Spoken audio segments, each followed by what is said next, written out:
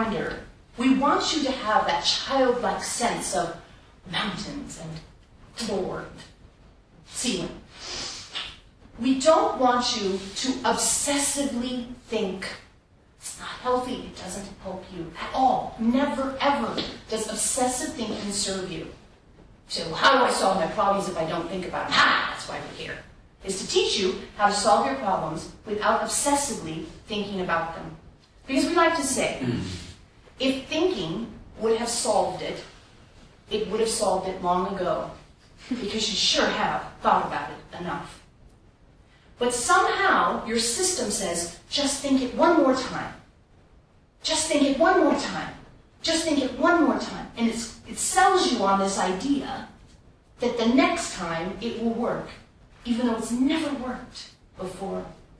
And the idea that you have created your life through thinking has been sold to you. No? You thought and you studied and you got your degree. You thought and you went to work and you solved a problem. You thought and you found an answer for the children in their school and their crazy teacher. Right? You think it comes from thinking. But we'll tell you, thinking is the last part. It's the end. The thinking is the part that says, yes, another pair of underwear, we're going to be gone for 2 weeks. Who cares? You may do with it less than that too. It's the what you feel and how you react to the truth of you. It comes from your truth, from what you know about yourself. What you know about yourself. We call it your stance. Do you know this word stance? Do you have this word? Stance. Meaning how you look at the world. Right? So someone looks out and says, oh, it's cloudy, my vacation's ruined. Or you look out and you say, it's cloudy. Mountains. Right? It's the same view. It's the exact same view, in fact.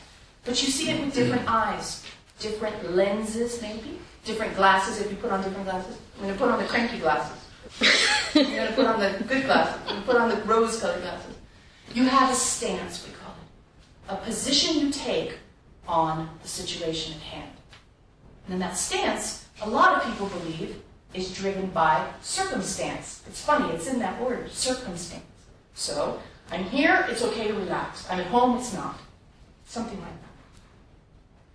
The truth of the matter is your stance is an internal knowing of you that then emanates, moves in the world, like ripples in a pond after you throw the rock in, moves in the world.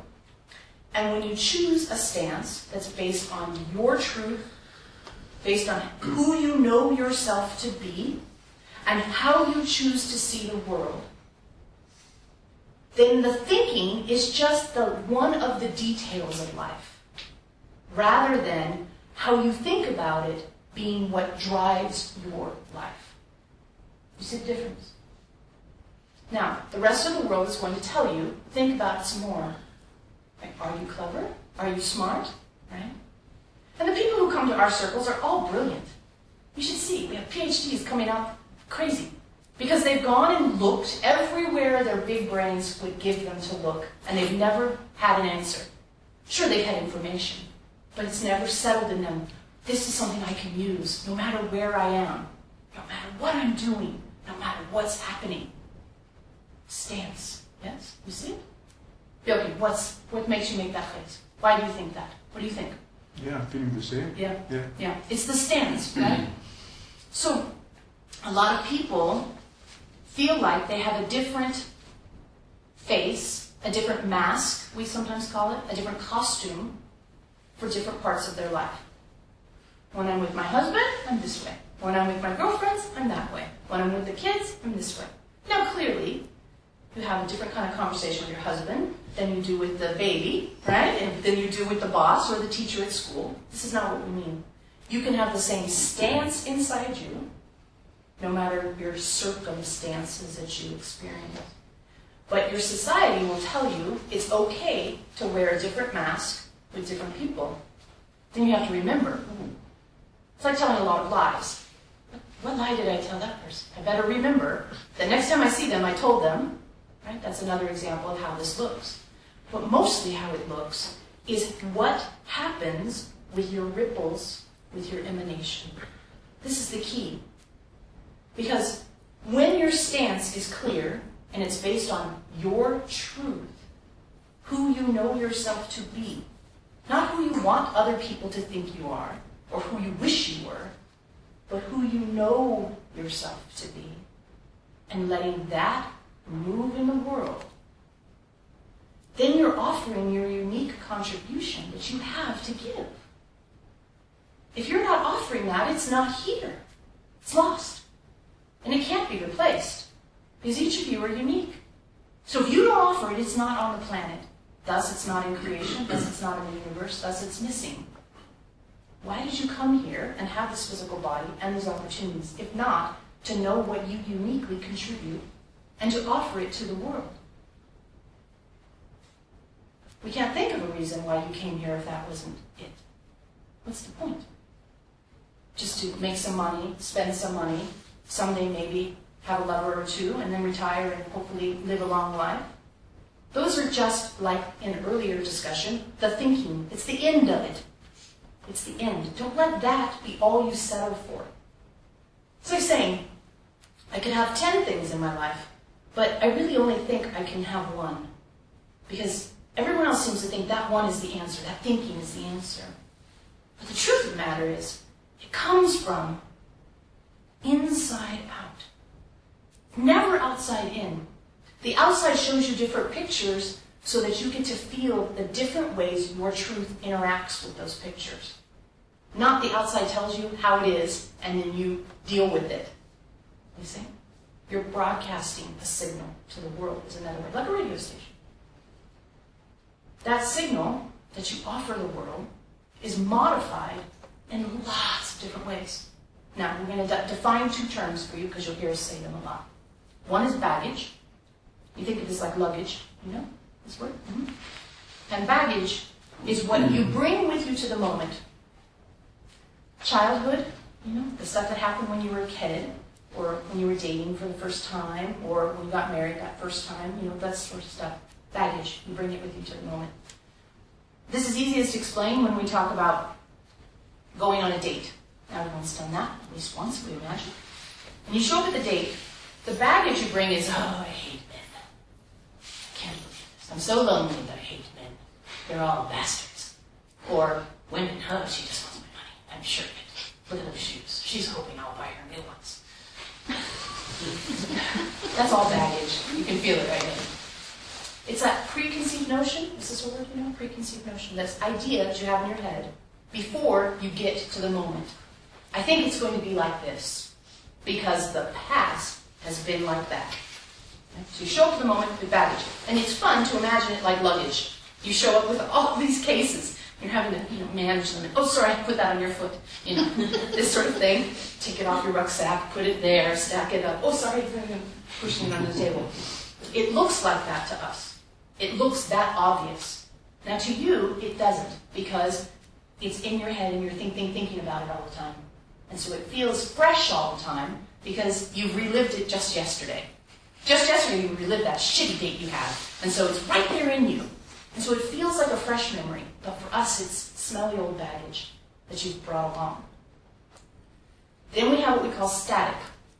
Static is what you generate in the moment. Right? So back to the date example, because it's the perfect one.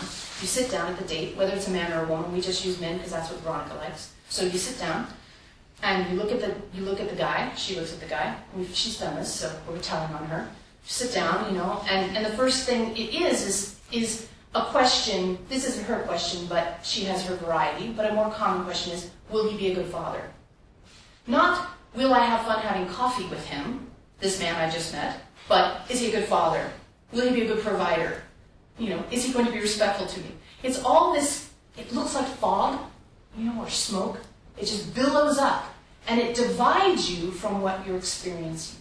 It literally blocks you from seeing it. And so you're in the moment. Even if you're in the moment, great. What you're in the moment is on this side of a fog bank. There's a life, and yay. I live in a fog bank. No, I don't think you want to live like that. Right? So you've got your bags under the table, you've got your fog bank up, and he's the asshole.